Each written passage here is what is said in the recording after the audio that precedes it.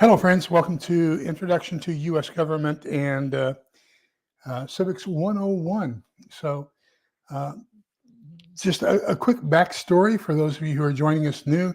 Hello, Sumi. Hello, Diana, too. Sumi, thank you for those emails. I really appreciate it. Thank you so much. Just backstory for those of you who are watching for the first time. I was at a homeowners association, which is a weird thing. It's a governmental entity here in Texas where basically we give people permission to run our lives in the interest of maintaining property value is how it's worded, so that you can't paint your house a weird color or anything like that. And they have enforcement authority up to and including confiscating your home. But anyhow, we had a homeowners association meeting, and I think as a vice president of the homeowners association, hello Joel, welcome. Had this hanger, door hanger, and said, "Has anybody seen this?" And we said, "Oh yeah, we've seen that." And what it was they were announcing that down the block, down the street a way or so, they were going to have that designated as low income housing. And she said, "Well, this is just nothing but a plot against the president to make him look bad because it's going to devalue our homes by having, substandard or low income housing so close to ours." So it's a plot by one party against the president.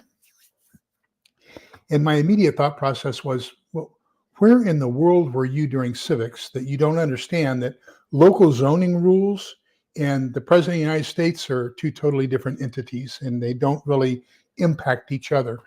But there are people out there who think that. So, it's just, so I said, well, maybe what we need to do is just talk about certain things. And so then, of course, right after that, we had the Dobbs decision, which basically everybody's calling it the anti-Roe v. Wade. But the Dobbs decision said, basically that Roe v. Wade was improperly, interpreted. The decision didn't have anything to do with right to an abortion. What the original decision was in 1972, I believe it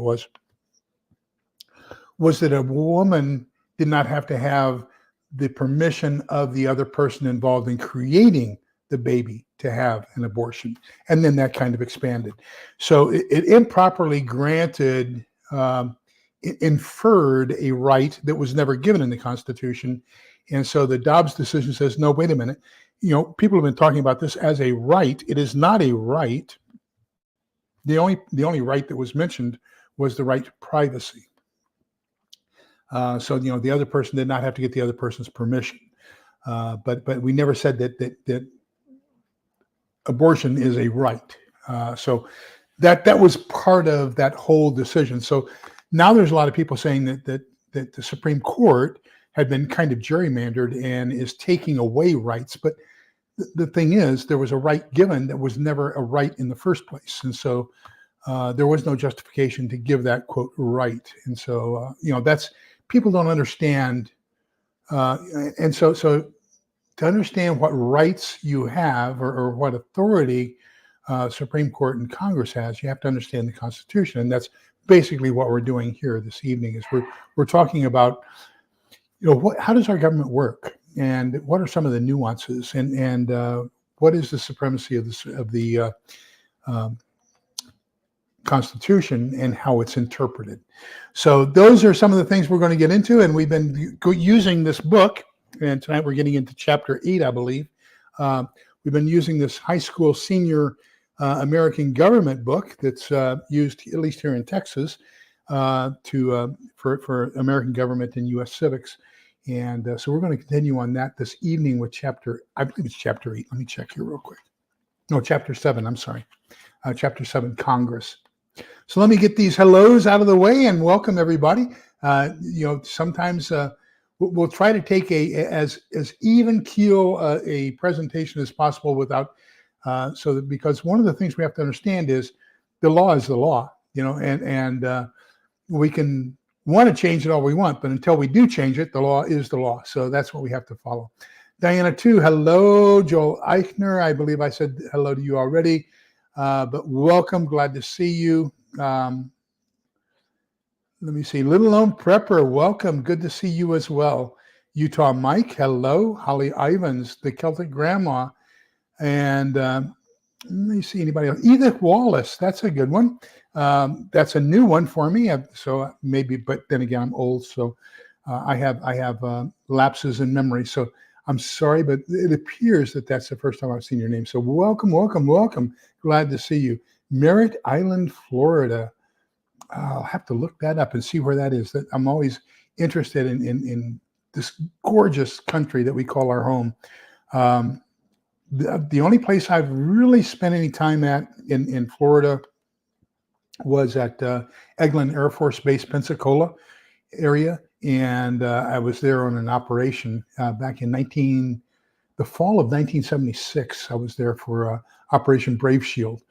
Then I drove, when I had my disaster response company back in the right after Katrina, right before Katrina, and then during Katrina and after Katrina.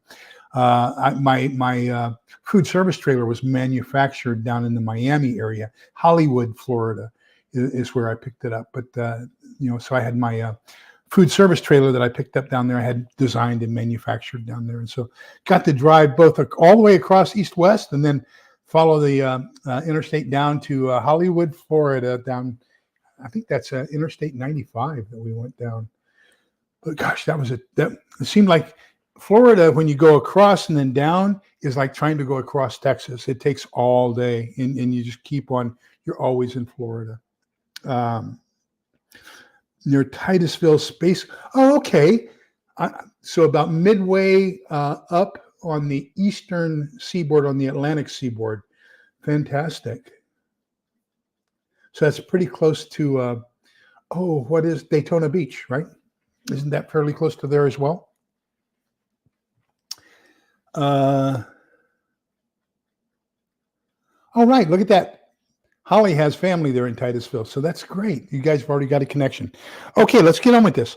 So this chapter starts off with, in March of 2010, President Barack Obama signed into law the Patient Protection and Affordable Care Act, more commonly referred to as the Health Care Reform Bill, actually more commonly referred to as Obamacare.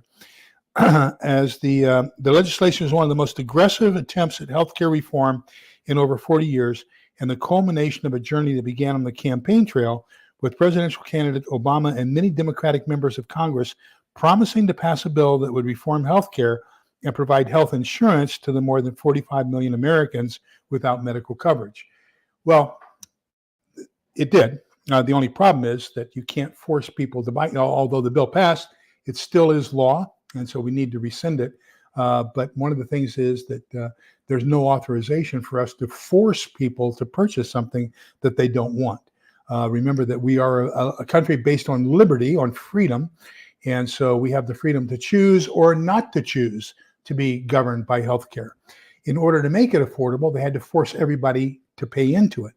And so that's what they did. Now, some shenanigans went about this. They suspended the rules for the Senate in order to get it to pass in the Senate, because if you'll remember, Harry Reid was the president, was the Senate Majority Leader at that time. They had 51 votes, and the Republicans with Mitch McConnell only had 49. So there's this thing, and we'll get into it later on, called the filibuster. So in order to move a bill, hello, Theoxorus, welcome. In order to get a bill to advance to the floor for a vote, you have to overcome the filibuster rule, which is 60% of the people have to vote to advance the bill. So Harry Reid suspended the rules because he couldn't get 60 votes to say, okay, let's advance this to a vote for everybody to vote on, and that's overcoming the filibuster. And so he suspended the rules and passed it with 51 votes to get to the floor to be passed with 51 votes instead of the normal 2/3 majority.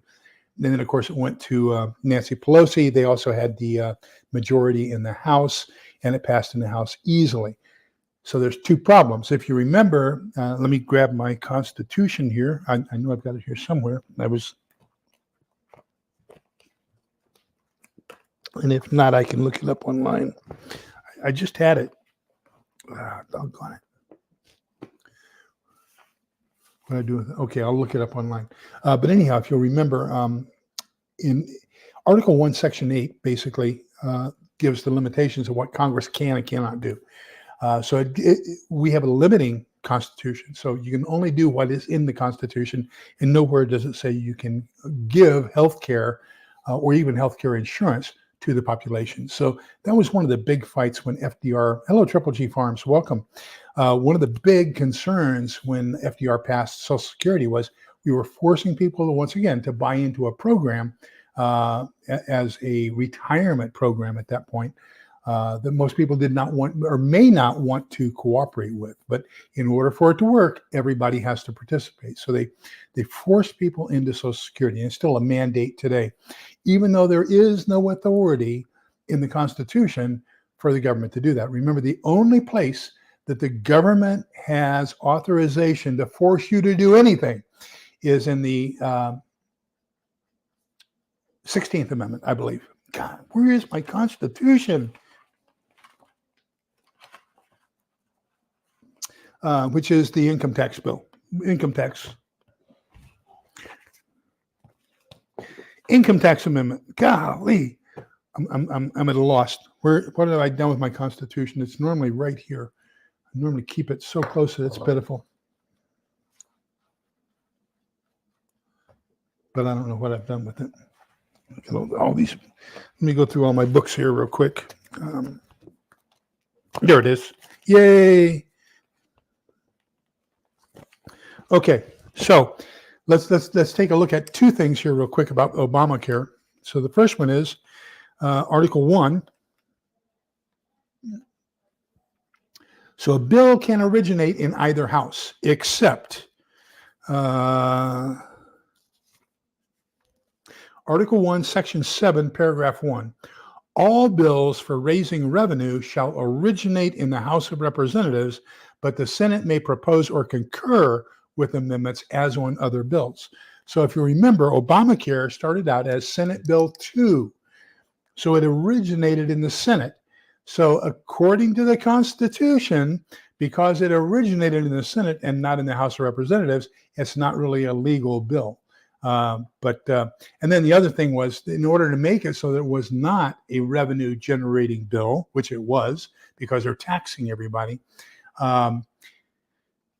what's his name? Chief Justice Roberts changed some of the terminology in the bill before he passed it and said it meets the muster. It was a 5-4 decision. He was the deciding vote. And what he did was he actually exercised legislative authority instead of judicial authority and changed the wording of Obamacare in order for it to pass muster of the Supreme Court. A lot of shady things that happened in order to get Obamacare passed. So, I don't know. It's let me tell you something. Helen and I, somebody recommended that I watch it, and Helen and I are watching a series on Netflix, and it's called Turning Point. Now, there are 9 episodes, and we've only watched 3. But oh my God, watch Turning Point on Netflix.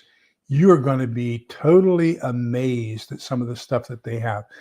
Is it propaganda? Is it anti-American? Is it? I don't know. But if true, you're going to be totally shocked at some of the stuff that it points out.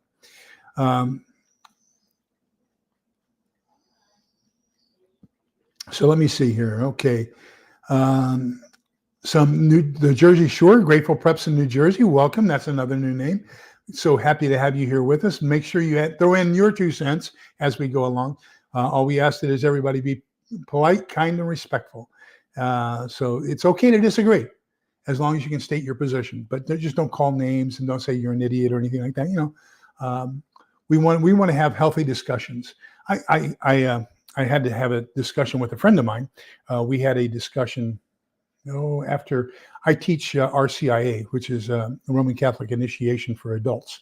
So it's basically the conversion program. And so he's another instructor. And we were talking about our catechism says that you cannot do something bad in order to accomplish a good. And so we got into the discussion of the open borders, that even though, some people can interpret it as a good, is allowing people to run away from a horrible situation where they were and coming here. It exposes them, of course, to the cartels, to trafficking, and all these other different things. And so are we subjecting people to a bad in order to eventually have a good? So, is that basically immoral for us to do, even despite the outcome? And but he got really incensed, and he was putting his hands in people's faces and saying, "Stop! You can't. This is how it is. This is this is how we have to take a look at it." And he was being very aggressive, and at one point, he even interrupted a guy and then chastised him for continuing to talk while he was interrupting. So, I just say, please don't do that here. Okay. When we got done, an hour and a half later, he says, "Oh man, I tell you, we need more dialogue like this." And I said, "Here's a problem." I said, "For some reason, part of the party always thinks it's a dialogue when they do 95% of the talking. But dia is Greek for two. Mono is Greek for one. This was a monologue. You did all the talking. You still don't know what our positions are. You don't know the rationale behind our positions because you did all the talking. So this was not a dialogue. You may think it's healthy because you got to espouse your beliefs on us, but you never heard where we come from or why we rationalize the things the way we do." So I encourage dialogue, okay? And that is, you have to listen. As a matter of fact, if you go to Stephen Covey's 7 Habits of Highly Effective People, I believe it's habit number 5 is, let me look it up, make sure I'm not creating things out of thin air here. But 7 habits, I believe it's habit number 5 is seek first to understand and then to be understood. So 7 habits, habit number 5. Gosh, I'm going to be really embarrassed if I'm wrong. Let me see.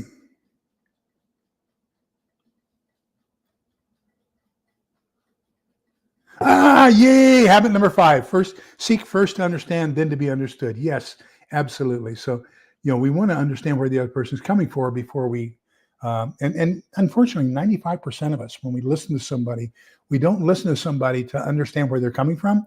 We listen to, so that and while we're trying to listen, we're formulating a response in our mind. So all too often we miss what they're saying because we're too busy trying to formulate a response. So I encourage you not to do that. Okay. Okay. So let me see where we are here. Maybe without Obamacare,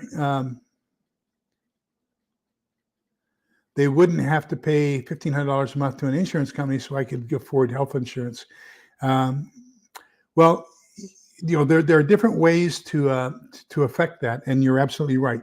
So one of the ways that we did, and I was in HR, human resources, at the time that Obamacare was passed, and so I managed our company's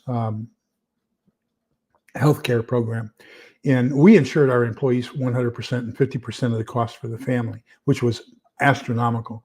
And but one thing I did like about Obamacare was it did allow for catastrophic insurance coverage. So basically, that was the high deductible programs that it allowed. So you could have a program where you had to absorb the first $6,000 cost, and then insurance would kick in after you spent $6,000. And that was really, really inexpensive. Like, I think for us, for my organization, it was like $58 a month to cover a family of 4 for catastrophic insurance. But that also meant, see, and the employees were used to having 100% health care, taking out $250 for them, and then, I forget, $500 and something a month for them, and then $250 a month. I forget how it was. We're talking 20 years ago. But anyhow, they were used to just going in and paying a $10 copay, and healthcare was taken care of, right? Now, all of a sudden, they had to pay for the entire healthcare visit, which was astronomical. but then their insurance didn't kick in until they'd spent $6,000 in 1 year. So, there's advantages and disadvantages. It depends. They wanted that high deductible, but it also came out where we had the health maintenance plans where you could set aside some of your income for as a tax deduction, so that you could use that money to pay for copays and medical prescriptions and things like that. So there were some parts of it that were good. I just disagree with the mandating it. So Utah Mike is currently on it and is currently self-employed, self-insured. Yes. So Texas opted out of it, as a matter of fact. And so, but we do have Medicaid here for those who are underemployed or self-employed, and that's on a sliding scale depending upon your income, based off of your last 1040 or your income tax statement. So let me see. Okay. So yeah, there were parts of it that were good, parts that are bad. I mean, all in all, I think anytime you mandate something, I don't like it. Illegal aliens are getting free healthcare for gender transition. They're also getting that in prison. So prisoners are getting free healthcare transition. And those vaccines, you're talking about the free vaccines. Some of those they're being questioned now. Same thing in Texas, Little Lone Pepper. We have to, and in some areas, we even have to have an emissions test to make sure that our exhaust meets the EPA standards for. And we'll talk about that a little bit here. Let me see. Yeah. So anyhow, my healthcare, my primary right now is Medicare. My secondary is what's called TRICARE. And so TRICARE is my benefit for being a retired soldier. So if you spend 20 years it was at the time that I retired.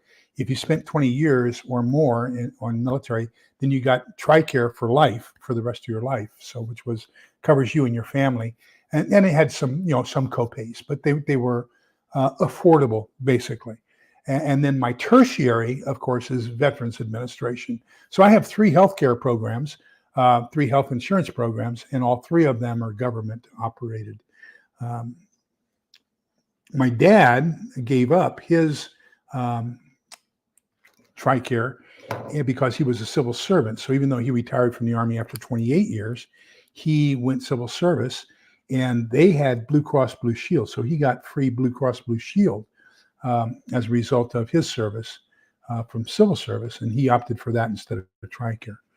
And it was a wonderful program that he and my mom were on. Oh, where am I here? Let me see. Okay, gosh, a lot of conversation. Okay. So Ontario got rid of emission testing and tags. In Europe, they have an inspection for looks. So if you have too much Bondo or anything like that, as far as keeping your car together, and they don't feel that it meets their, at least this is the way it was in Germany, don't feel it meets their minimum appearance standards, they can fail your car and get it off the road, because everything kind of has to look good in Germany. Let me see here. Yeah, we don't have food tax in Texas either, Little Lone Pepper. That is food that you're going to purchase and take home and cook. If you purchase food at a restaurant, that is taxed. So there's 2 different kinds of taxes.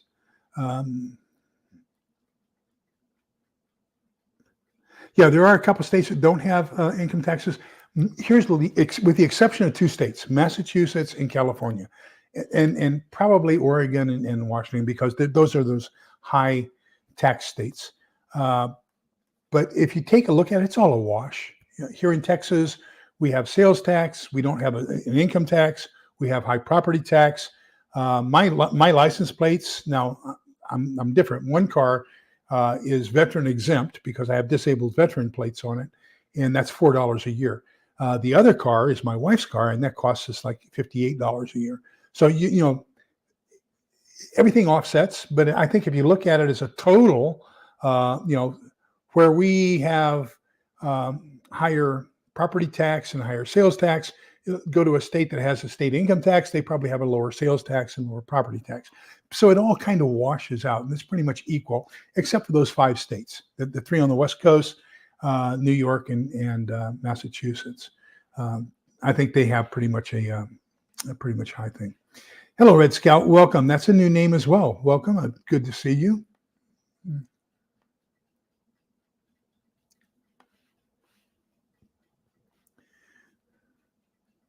Let me see. Let me get down here. Gosh, you guys are doing great in the comments. Thank you. I need to keep up, but government, military, retired insurance, $300 deductible, doesn't cover ambulance rides. Mine did. When I broke my hip, I was out in the yard and turned on the grass, slipped and broke my hip. And yes, they paid for the ambulance ride. My TRICARE did. No. Now, where the ambulance did not get paid for was when we moved from acute care to rehab. So we had and it was not an emergency ambulance. It was a courtesy ambulance, let's call it, where I was in the wheelchair. And so they take the wheelchair up onto the ambulance and strap it in, and then you get strapped in and you go to the rehab center from there. That one we had to pay for, but the emergency care ambulance was paid for by TRICARE. So let me see. Wow. So this is a high deductible plan. Yes. Very high deductible plan.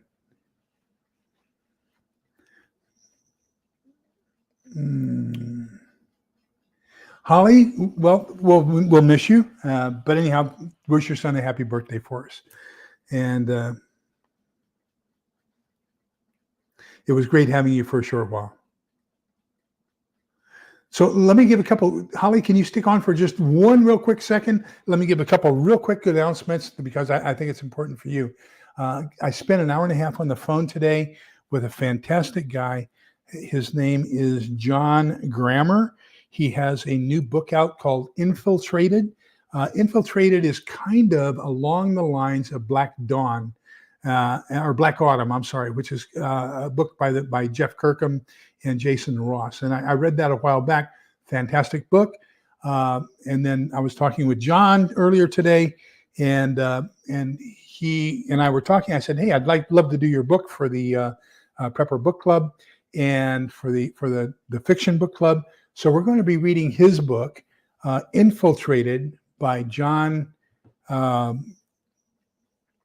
Grammer, Grammer. There is a link in the show notes down below for my Amazon account. So beware, I'll make about 17 or 18 cents if you buy it using that link. But that's going to be our link. That's going to be our book for the end of April Fiction Book Club. Remember that our book for the end of this month is Franklin Horton's book number 4 of the Borrowed World series, which is No Time for Mourning. And so that's where we are with that. So I just want to make sure that everybody is aware of that. And so you have an opportunity to get that book. It sounds promising. He is also from that area, the Salt Lake City area of Utah. We had a great discussion about, they have block wardens and everything else in the area. And I mean, these guys, they've got it planned out. And, but it was a great discussion. So he has agreed to be with us.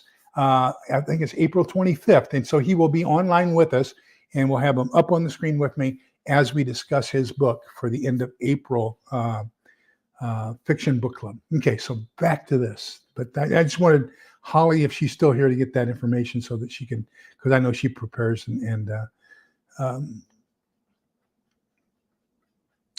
let me see.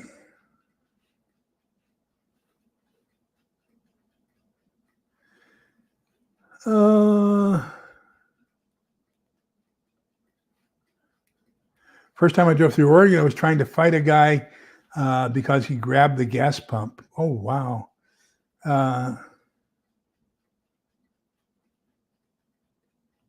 Yes, as a matter of fact, I have osteopenia. So yes, it's under constant observation, and bone density becomes something that's very, very concerning to us. And they think that that's probably why my hip fractured my so easily when I twisted it on the lawn, was because of the osteopenia. So yeah, that's something that we have to be concerned with. Thank you very much for that very sound advice.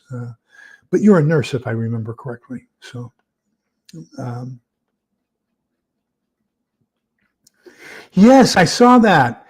That you had to pay somebody else, basically, increased price at the pump, to have somebody professional pump it for you. I remember those days when we had them here in Texas, and they would pump your gas. Although I almost got into a fight. I was driving from El Paso to Monterey, California, when I was taking basic Indonesian, and I had a '64 Dodge Dart, and we stopped in Lordsburg, New Mexico, and the attendant wanted to round it up to the nearest whatever, and there was gas coming out of the gas tank onto the ground. I told him I wasn't going to pay for it. I mean, this was back when I was a private first class and made $123.50 a month as a private first class, and so a couple of pennies worth of gasoline was expensive for me. So I told him, I would round it down a nickel and pay him that, but I wasn't going to pay him for the gas he had spilled on the ground. Okay, so back to this. So we're done with Obamacare, basically. The questions about whether or not it's legal and things like that. So we're going to examine the roots of the legislative form of government, look at the members of Congress, how Congress is organized, the three significant powers that Congress holds, and fifth, we'll analyze the factors that influence how members make decisions, and finally, we'll investigate the ways Congress, the president, and the judiciary balance institutional power. So basically, when we were drawing up the Constitution in 1785, the whole discussion was around: do we have one house in the legislature, or do we have two? And so because we were a confederation of states, a federal form of government, and the states were supposed to be the preeminent government authority, we decided that we needed to have the states be represented. But remember, we had just fought a war for independence from Great Britain. And the thing there was, we wanted the citizens to have representation, and we wanted their thoughts to be as important as the states. So that's where we came up with the bicameral system that we have. The House of Representatives would be elected by the citizens for 2 years, and they would represent the citizens in the lower chamber, the House of Representatives, which in England is basically the House of Commons. And then the House of Lords in England became basically the Senate, and the Senate had 2 representatives per state, but they were appointed by the state legislature. So the senators were there to represent the desires of the state, which really gave a lot of power to that 10th Amendment. Remember, that's states' rights. And then, of course, the House of Representatives gave power to the 9th Amendment, which is individual rights. So those 2 chambers, the House and the Senate, is basically what gave us the power of the people and of the states. Now, the power of the states was later taken away, dissolved under the 17th Amendment, if I'm correct. Let me check here. The 17th Amendment. The Senate of the United States shall be composed of 2 senators from each state elected by the people. So basically, the 17th Amendment did away with the 10th Amendment, kind of, in the way it was, in the fact that the senators no longer represent the states and the states' governments and states' rights, but they are just another chamber representing the people. So let's take a look at what are the powers of Congress. Those are enumerated in Article 1, Section 8 of the Constitution.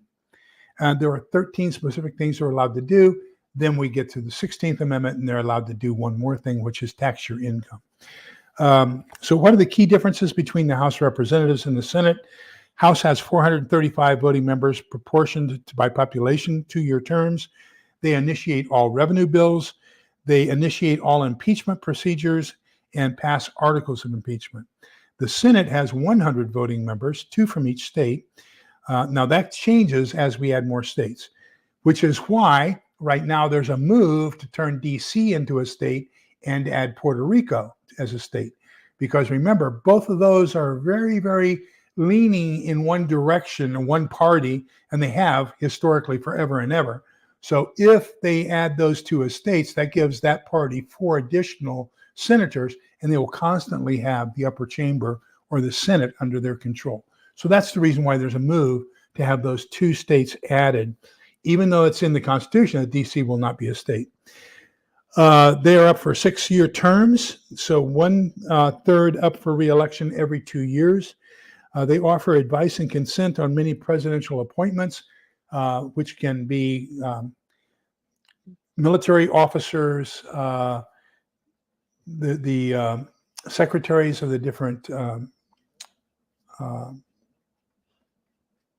what are they called? Secretary of Defense, Secretary of State, all those guys, the cabinet officers, there we go. Ambassadors, judges, all those have to be approved by the Senate. They try the impeachment officials. So think of it as the House basically passes, when they say that they're going to impeach somebody, think of it as being, they are writing the articles for a trial, okay? So they're going to be the grand jury. So the grand jury says, yes, we want you to try this person on behalf of this law, okay? So when they impeach somebody, they're saying, we have found this person to be suitable to be tried in court. That court then becomes the Senate, okay? So a person is not guilty until they're convicted by the Senate, even though they may have been impeached in the House. The differences in operation: the House is more centralized, more formal, stronger leadership. The committee, as a matter of fact, the Speaker of the House is 3rd in line. So the President, Vice President, then the Speaker of the House to assume the role of presidency in case the President becomes incompetent. It's more impersonal. Power is distributed less evenly. Members are highly specialized because of their appointments to different committees, and their emphasis is on tax and revenue policy. The Senate is less centralized, less formal, has weaker leadership because, remember, the Vice President is the de facto head of the Senate, although the Vice President only votes when there's a tie. So in the meantime, the Vice President stays away, and the majority leader of the party that has the majority of seats acts as the head of the Senate when the Vice President is not there. It's more personal. Power is distributed more evenly. Members are generalists and emphasizes foreign policy. So changes in the institution. So the House power is centralized in the Speaker's inner circle of advisors, and he has the authority, or she, in the case of Nancy Pelosi, has the authority to take a bill and just not even put it before the House. They can sit on it. If it passes committee, they do not have to put it to the floor. Okay. House procedures become more efficient. Turnover is relatively high, although those seeking re-election almost always win. Here's the thing about the House, and you'll hear it quite often with people running for re-election. They get on an important committee, and so they work their way up to where maybe they might be the minority leader or the majority leader of that committee, and so they use that as a re-election thing because you don't want to give up that seat, that power of heading the Judicial Committee, the Financial Committee, the Defense Committee, or anything like that. So if you have somebody who's incumbent and has risen up the ranks over time to be the head of that committee, you don't want to forfeit that and get somebody else in and take their place, who then may or may not be appointed to that committee. So that's where they use a lot of power for re-election, is in their committee appointments. Let me get here.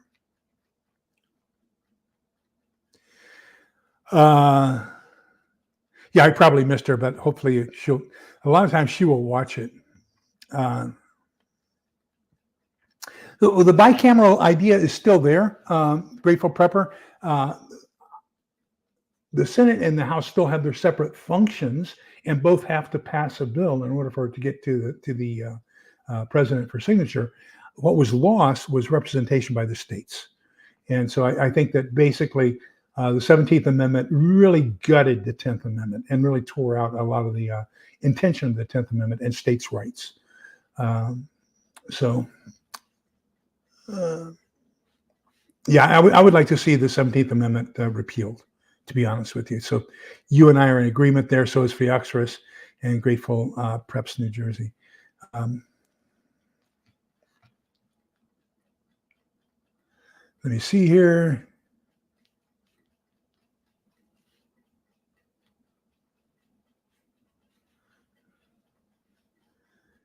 Okay. So members of Congress characterize the demographic attributes of members of Congress and identify factors that affect their chances for re-election. So basically, the representative to the House to Congress is going to represent a district, an area where there are going to be constituents, people who are much like them. Okay, and so we've seen, for example, I think it's in Minnesota, where we have very high Somali refugees, and so they've elected a Somali as a representative. We've got an area in Detroit that has a very high Muslim population. They've elected a Muslim representative to represent them and their particular special interests of that enclave of people.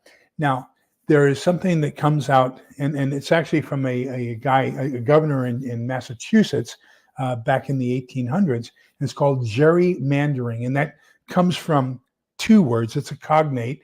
The governor's name was Jerry. His last name was Jerry.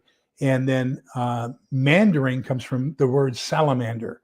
So what happened was, if you take a look at the state of Massachusetts, what he did was he connected all these counties, and it looked kind of like a salamander or a snake or a lizard, the way it kind of curved around the state, so they could get all these districts together so that one party would have dominance in that area and never be able to flip to the other side.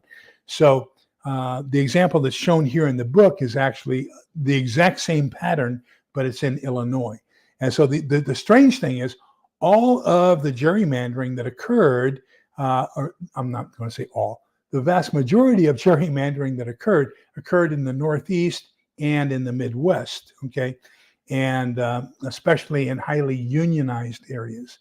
But after the Civil War, in order for the South not to be able to do what the North had done, there were rules imposed on the South that anytime you want to redistrict anything in the South, and it's in effect to this date, then it has to be approved by the federal government to redraw any districts in the South, because they're afraid that the South might do what Massachusetts, Illinois, Ohio, and Pennsylvania, and some of the other states have already done. Yes, the Senate was, it is a Latin word, and it was in Russia, it's called the Duma, and Duma literally means to think. Dumat is the verb to think. Duma is a thought. So it was the thinkers. So senatus were basically the thinkers, the people who were going to had the power to rule Rome during the Senate, and up until the rise of Caesar. And they relinquished their power to Caesar, some willingly and some not so. So Red Scout, if you don't mind, we try to keep religion off the channel. I know occasionally I slip and get in there, but appreciate you and appreciate your intentions. But we want to keep this as open for everybody as possible, and so we try not to show too much of our beliefs in one way or the other. As you can see, I have my own thoughts, but I would appreciate very much if you. We understand where you're coming from. Thank you very much for those thoughts. But if we can keep that to a minimum, I would greatly appreciate it. Okay, so one of the things that there's a fantastic book called by Mark Levin, and he's talking about wanting to have some amendments to the Constitution. One of them is called term limit amendments. And there's pros and cons of both of getting term limits and of keeping term limits. But one of the things for certain is once a person gets in office, it is very easy to get reelected. You have to basically do something really, really bad to not get reelected. There is the power of incumbency that causes people to get reelected. So quite often people who don't know anything else will recognize the name of the incumbent. They may not remember whether it's good or bad, but they just have a tendency to vote for him. So incumbency is a very, very big thing as far as getting reelected. We talked about redistricting and gerrymandering. So here's the pictures. So they're showing, this is basically the salamander that they created in Massachusetts in order to get those districts the way they wanted. And then this is how it was applied in Illinois. Look at this one here. It doesn't have any contiguous area with the other district. So you have to go through another district to get to this little bitty enclave. But this is how they did it in Illinois in order to have gerrymandering done there and try to get people of like mind voting together.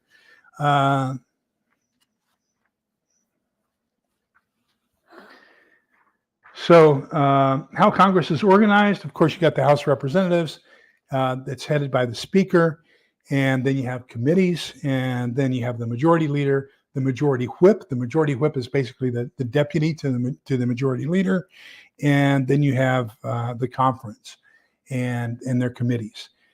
Same thing. Then you have the minority side.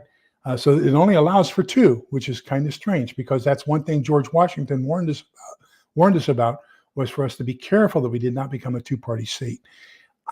So one of my predictions, as a matter of fact, I had a chat with our chief of police yesterday.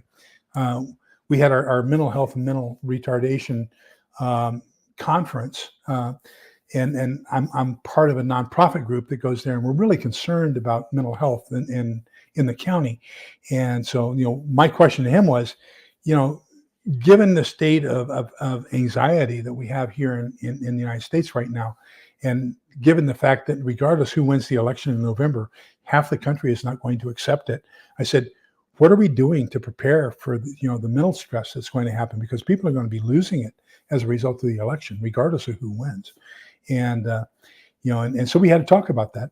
That we are trying to get mental health and mental health assistance up like you would not believe. Oh, by the way, one of the things that they did announce is, I don't check your neighborhood, but here in Central Texas, to replace 911 if it's a mental health crisis. So if you know somebody's having a meltdown and they don't need to have police respond to it like a burglary or an attempted attack or something like that, but you just realize that it's somebody having a mental crisis that needs mental assistance, instead of dialing 911, dial 988, and that is the new mental health crisis hotline, 988. So share that with everybody. Check and see if it's been implemented in your county. I know we're having it here, and I had a great chat yesterday. We've got 3 police officers trained in mental health. I had a good chat with the lieutenant who is in charge of that program here I'm very impressed with it. So please check into mental health and the 988 hotline in your area. So leadership in the House of Representatives, the Speaker of the House, of course, is the key guy.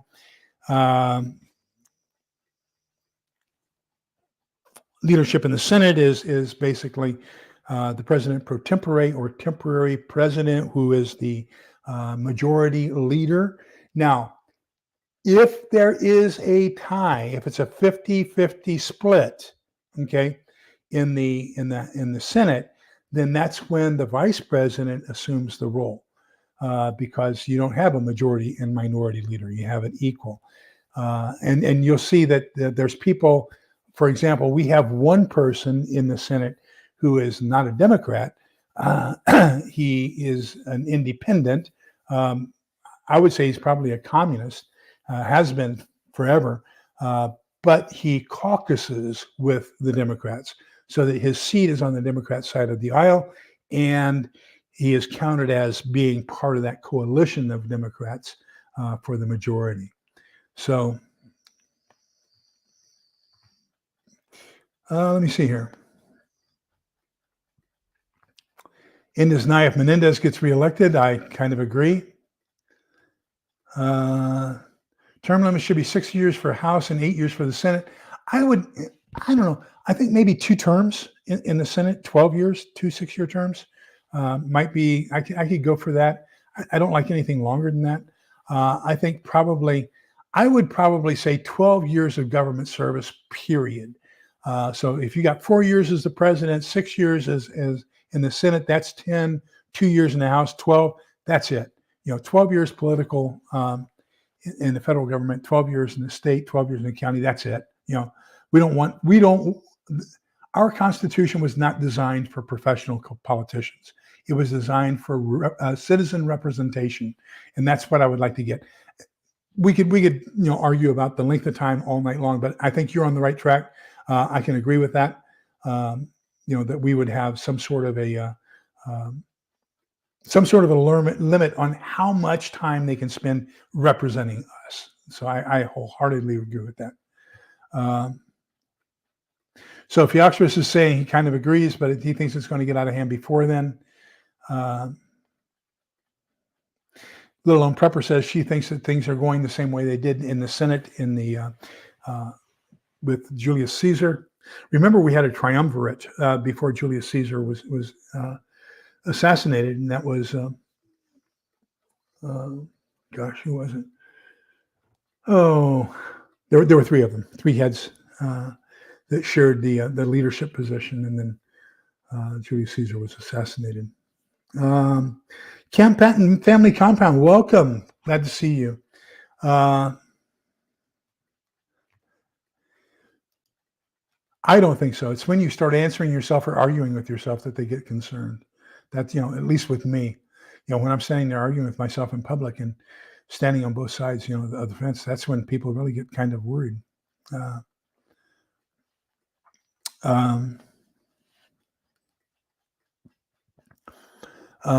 run the federal government. Well, Article 5 that you're talking about is amendments to the Constitution. Okay, and so what Article 5 says is basically the primary way that you get an amendment is through the normal process of it being raised by your representatives in Congress, it passing through Congress, and then being sent to the states for ratification. And then in Article 5, it says the Congress, whenever 2/3 of both houses shall deem it necessary, shall propose amendments to the Constitution. So I don't think that's what you're referring to. I think you're referring to the second paragraph. But anyhow, on the application of legislatures of 2/3 of the several states shall call a convention for proposing amendments, which in either case shall be valid to all intents and purposes as part of the Constitution. So it can either originate in Congress, or 2/3 of the states can say we would like to have a convention, a constitutional convention to amend the Constitution.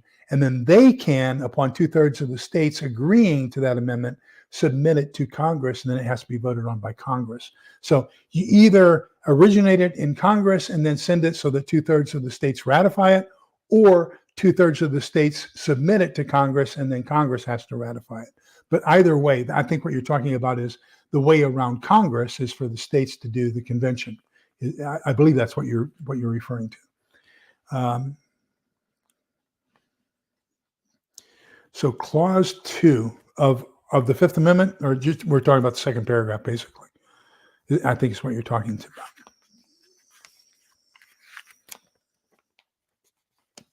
Yeah, so it's just the second part of that sentence, really. It's all one big paragraph. And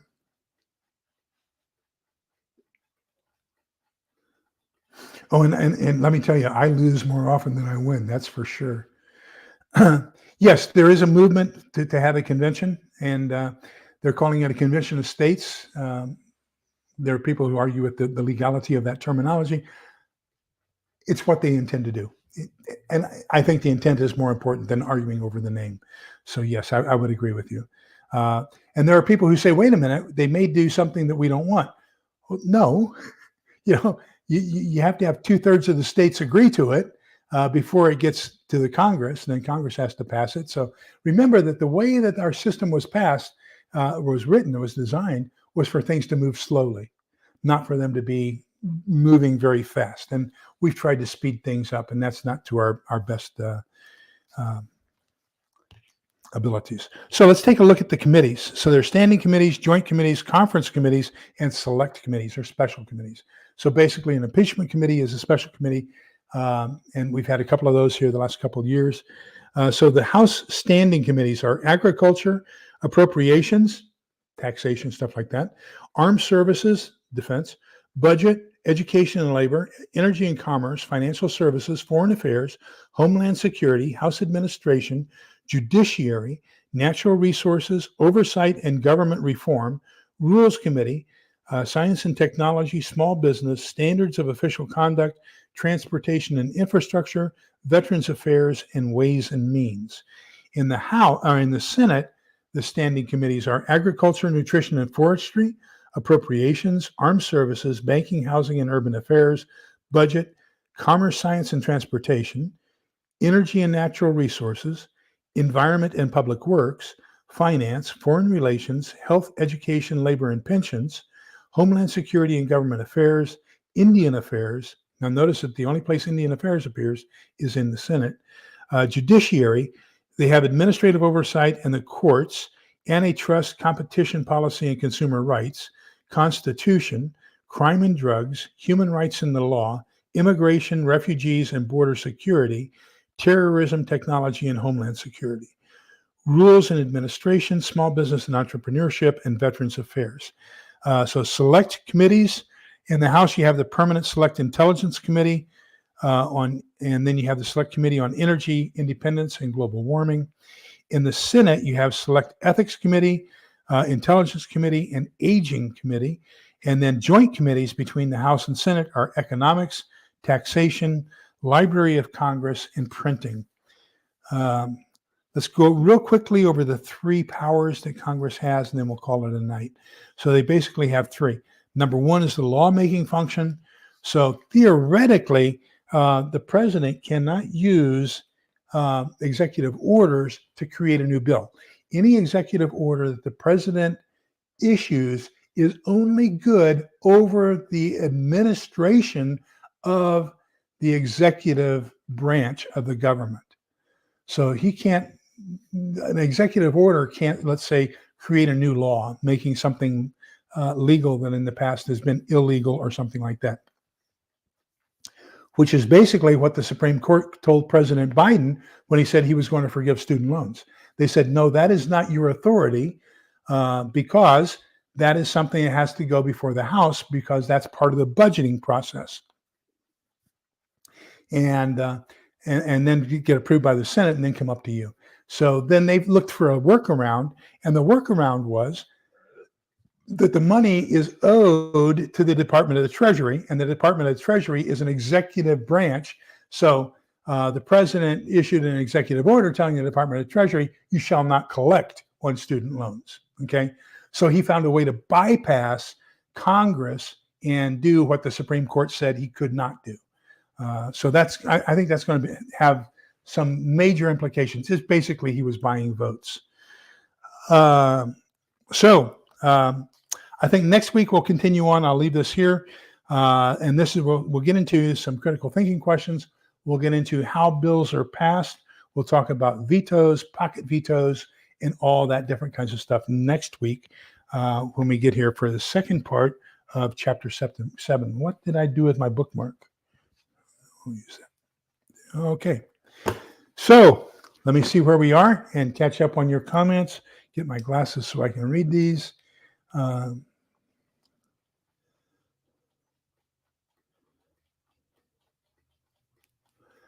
So I'm sorry. One of my good friends, Canadian, Toolman Tim, told me that it's terrible to have. I need to learn how to read, and I thought I cleaned one of these pairs of glasses, but so I need to be able to read and talk at the same time. So due to the two chambers make new standing committees, or just new select committees. They can do either one, cats and prepping. So that's basically within them. The standing committees basically are voted on, and then select committees are appointed by the head of whichever chamber you're talking about. So it could be either, for example, an impeachment committee, an impeachment inquiry committee is actually done under the judicial committee. So they're the ones in the House who appoint that committee to do a impeachment inquiry. And so that's the reason why Jim Jordan, who is on the Judiciary Committee, is head of the impeachment investigation into President Biden. So to my understanding, cats and prepping, they're just not being collected on right now, because that's the only authority that the president really has. So he says, don't collect on any debts that are any loans that are due out to you. Thank you, Diana, too. Appreciate that nice comment. If you do, in order to have your credit score affected, then the collecting agency has to report you as being delinquent. So if the federal government is not collecting on that debt and not reporting that you have a debt that is unpaid to the credit agency, then they don't have any idea. And so it probably would not affect you negatively or positively. Well, that's okay. I get them wrong too. As a matter of fact, I think it was Theoxorus or somebody. I said something about the number of congressmen, and I think it was Theoxorus corrected me on that last week, and he looked it up, and I'm giving you credit for Theoxorus. I think it was you, but it may have been somebody else. But they said, no, this is how it is. There was a bill passed, and it's 435 senators, because in the Constitution, what it says is there's one representative for every 30,000 population. And somebody looked that up and corrected me and says there has been a bill passed that limits it to 435, regardless of the population. So it's just they take the census and divide that by 435. That's how many people they represent. Then they take a look at the number of states and their populations, and then they reapportion the congressmen based upon the newest census and the population of those states. So so things are tough to keep up with. So it's not just you. I'm also at times a little bit laggard in it as well. So that's the reason we do things like this, is have these discussions so we can all stay up to date. And believe me, there's enough honest people out here in this discussion that will keep us all honest. So that's good for us. Okay. Okay, so I think we're there, 1 hour and 2 minutes. So I want to thank you all for being here. Thank you so much. And things are so confusing right now, and there's so much stress. We just had an earthquake in South Carolina. There are earthquakes that are happening in places that we haven't seen before. Suspicious observer is telling us that we may have a glancing blow M-class flare hit CME, hit the Earth probably as early as Thursday. There's all kinds of things going on. There's stuff going on internationally that is not looking good. Whether we're talking about in the Middle East, whether we're talking about in Europe, whether we're talking about NATO versus Господин Putin, who, by the way, was reelected with 87% of the vote yesterday or day before yesterday, for another 6-year term. This will be, I believe, his 7th 6-year term, sixth or 7th, 36, 40, 42 years, somewhere around in there. So that's going to be another one of those things, and that looks like it's heating up very fast. China, Taiwan is heating up. Then there's so much going on that what we need to do is we need to be very, very supportive of each other. We need to be, number one, be of the right mindset, and that is understand that things that are outside of your control are going to be happening in the very near future. So what we can do is assess what is it we have control over that we can manage in order for us to survive, regardless of what the other circumstances are. Okay. So focus on what you can control, not on what you can't control. Don't worry about what you can't control. Worry about what you can control and come up with some good plans. Lots of great people here to have those discussions with. And, we need to when it's all over, be able to rebuild based off of this Constitution. And I firmly believe, my most sincere admonition is, I believe our founding fathers gave us a fantastic government. And the problem is the government was designed based upon the fact that we were going to have good men and women filling those positions in government who had religious, ethical, moral capabilities and some very good thought processes going, and weren't as corrupt as what we've grown to. So, I think we're going to have to recreate it at some point in the near future. And I think that having a good understanding of what was the intention behind this, what is it that makes it one of the best documents ever created, that we can follow and reinstitute. So having a good understanding of that is just going to be super, super important. So with that, Numbers chapter 6, verses 24, 25, 26. This tab right here. And I'll actually start off with verse 22. The Lord said to Moses, "Speak to Aaron and his sons and tell them, this is how you shall bless the Levites, the Israelites. Say unto them, the Lord bless you and keep you. The Lord let his face shine upon you and be gracious to you. The Lord look upon you kindly and give you peace." So I wish you all peace, especially in this. We just finished the fifth Sunday of Lent. Next Sunday is Palm Sunday, and then the Sunday after that is Easter. So for us, this is a time of reflection. I would also encourage you to look up the red heifer. It's in the book of Numbers, and then it's also mentioned again in the book of Revelation. And the Israelis have just built one of the largest altars ever in Israel because they're about ready to offer the red heifer as a sacrifice. It'll be the first blood sacrifice offered by the Israelis since 33 AD. They stopped doing blood sacrifices in 33 AD. So this will be the first blood sacrifice since 33 AD if they offer this red heifer. So it would do you some good to look that up. Just do a Google search on it and find out what was said back in Moses' time and what is being said in St. John the Divine's time. So, okay. So everybody, please, thank you for being here. Tomorrow night, we're going to continue on. I believe it's 25 through, let me see. We got 21 potting meat, 22 cultivator disc grill, 23 biosand filters or making your own homemade water purification system, and then 24 sterilizing water in a water filter. So we're going to be having some good topics tomorrow night as we continue to discuss food storage for preppers. So remember, please be kind, polite, and respectful to each other, because the only way we're going to get through this is us doing it together. Oh, Lynn Beck just talked about the red heifer. Oh, wow, great. I'll have to check that out. Thank you, sir. And everybody, please stay safe. Watch out. Don't let your mind get caught up in all the worries. We've got this covered. Okay. We will make it through this together. Take care. Bye-bye.